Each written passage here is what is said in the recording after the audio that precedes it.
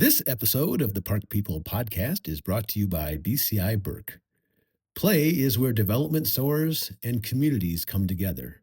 At BCI Burke, we believe outdoor spaces should be thoughtfully designed, built to last, and welcoming to everyone. Because when design is intentional, people feel it. Learn more at bciburke.com.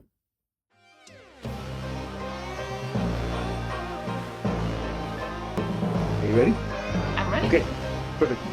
Hey everybody, Rodney Auth, Park People podcast host, publisher of PRB Plus magazine. I am here today with this edition of the Park People podcast with Kate Mannerings. She is the client services manager at Percussion Play, and she's going to walk us through a pretty cool project. Girl Scout raised the funds and spearheaded this project for a Percussion Play park, basically a Rotary Youth Camp park. You know, we'll have to kind of dig into what Rotary Youth Camp Park means, and how it came together, and why there might be some things that inform your decisions about what you might want to do, you know, in the future if you're looking to add some of these items into your playgrounds and in your park spaces. So Kate, welcome again. Hi. You're a repeat victim. I appreciate that.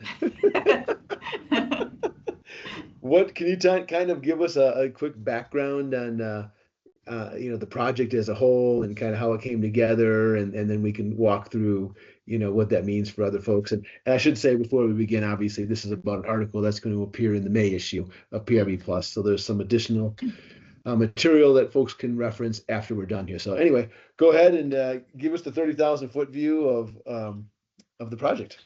Yeah, of course. Thank you. And thanks for having me back again. Sure. The project kind of grew around a case study that we had written a little while ago about this project in Lee Summit, Missouri, that grew in a camp. It was a Rotary camp.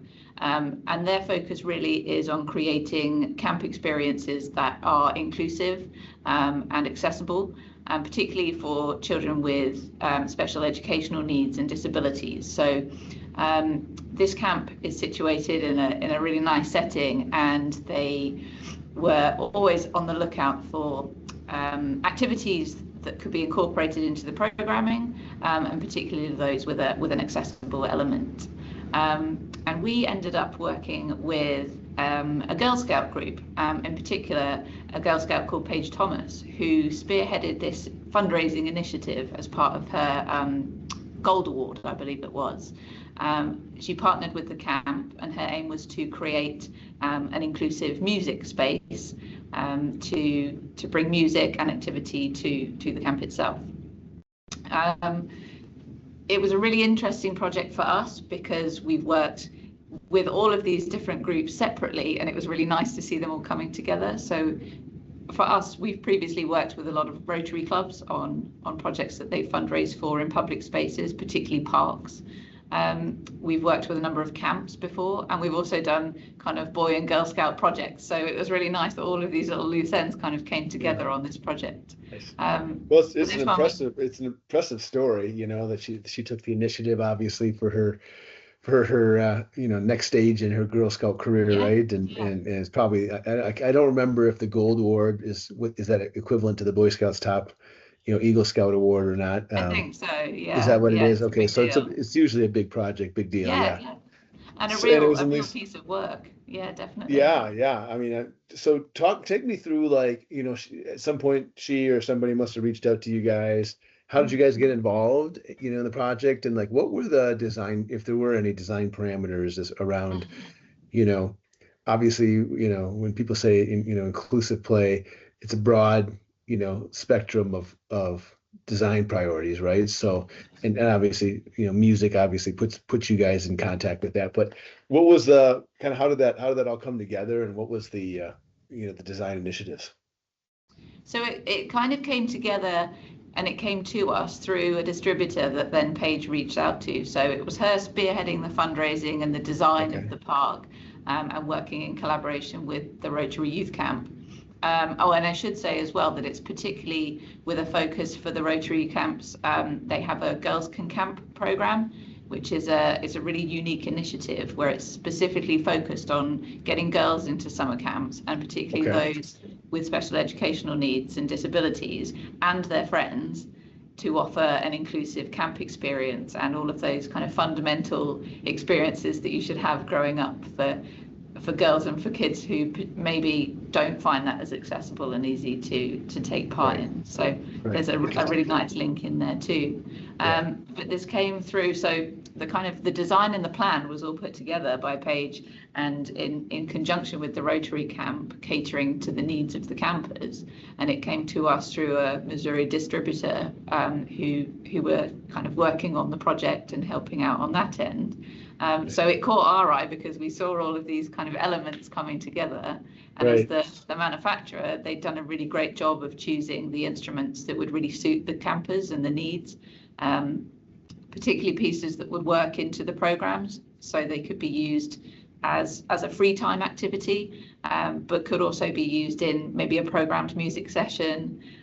So what were some of the, do you remember what some of the products that they used, some of the pieces they chose, what did they end up using in the space, and how big is the space? So it's a fairly sizable area, and they've grouped the musical instruments in a cluster, so it really enhances the kind of cooperative play element. But they've chosen pieces like the cavatina, which is it's a rainbow coloured xylophone. It's tuned to a diatonic scale, so you can play kind of familiar songs, and you can play by colour. And it's a really nice instrument. It's really bright, really vibrant. They had some samba drums as well, which it's a kind of set of 5 drums in various sizes. So again, really accessible for standing and seated players. But obviously drumming and those kind of works are really fundamental to camps and the kind of music-centered programming that they offer.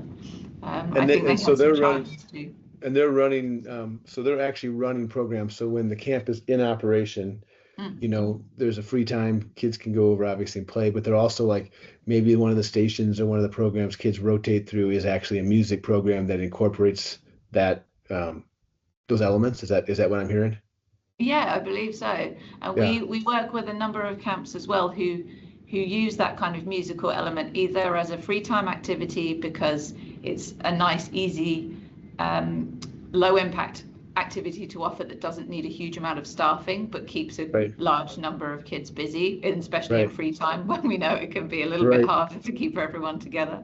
But yeah, particularly during programming where kids are working on maybe performances or learning camp songs that builds that kind of repetition and the desire to come back next year and that identity of the camp. Do you remember what the budget ended up being for the project?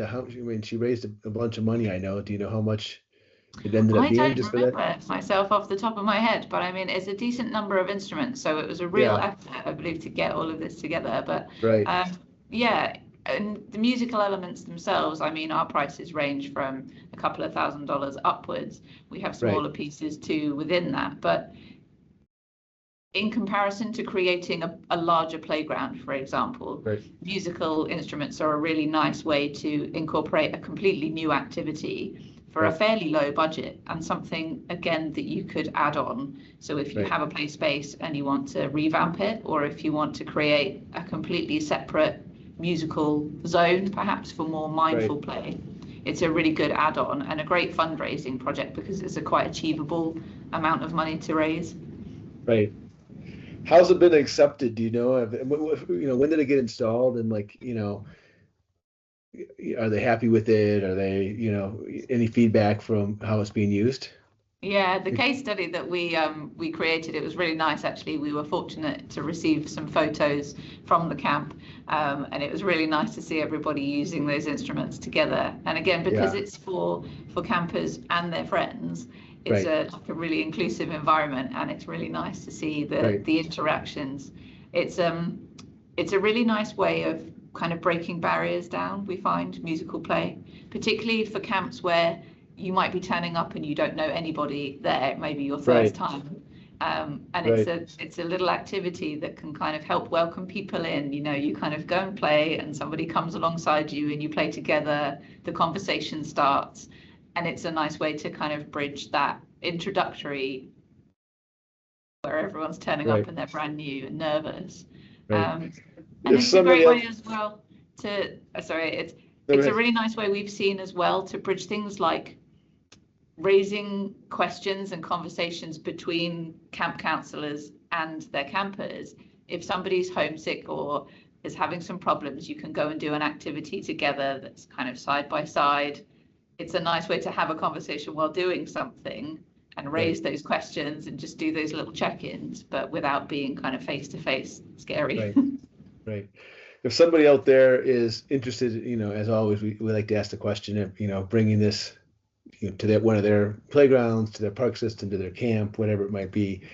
Any advice for how, I know it's relatively, I don't want to say simple because nothing's simple, but in the playground world, it's one of the easier things to add on if you're not going to build a standalone unit, right? Like, so what if people are looking at this, do you have any advice for them on like how the process works and what they're getting into and, yeah.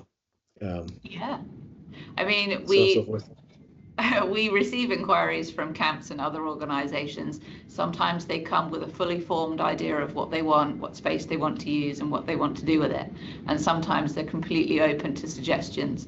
So I would say contact us, contact a local distributor, maybe have a photo of the area you're thinking of, and just give us a couple of pointers on whether you're catering particularly for accessibility or whether you're using the instruments in your programming, or perhaps you are creating a pollinator garden. We've seen a lot of that recently, raising awareness of kind of the world around us and the natural species that maybe are native to those camps. So there can be 101 different themes for these kind of projects, but we see success when there's a couple of instruments installed together for cooperative play.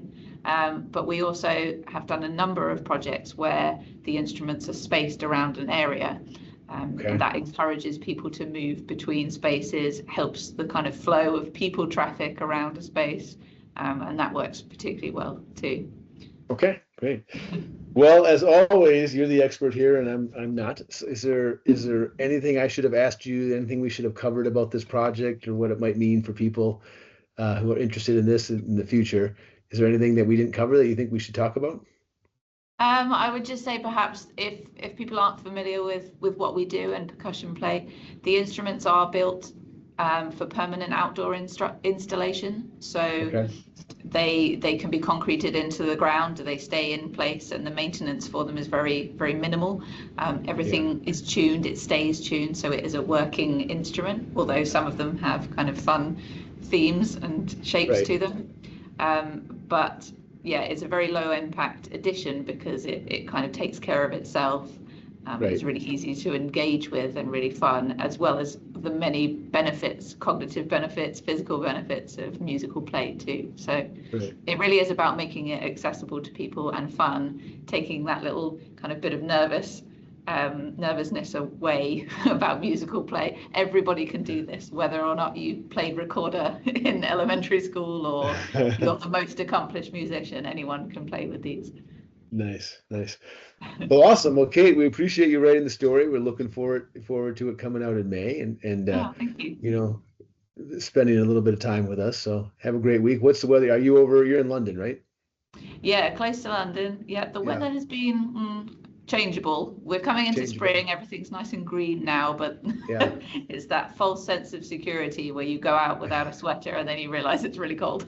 Yeah, we're in central Idaho here, and we were in shorts last week, and it snowed again today, so like we're in fifth winter here. So well, some of my team, myself included, are off to San Diego on Monday, so we're doing a conference out there. So if anyone's in the area, keep an eye out for us. You'll hear us before you see us.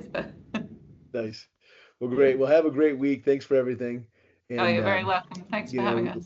Look forward to spread the word here. Excellent. Nice to see you, Ronnie. Take care. You too, Kate. Thank you.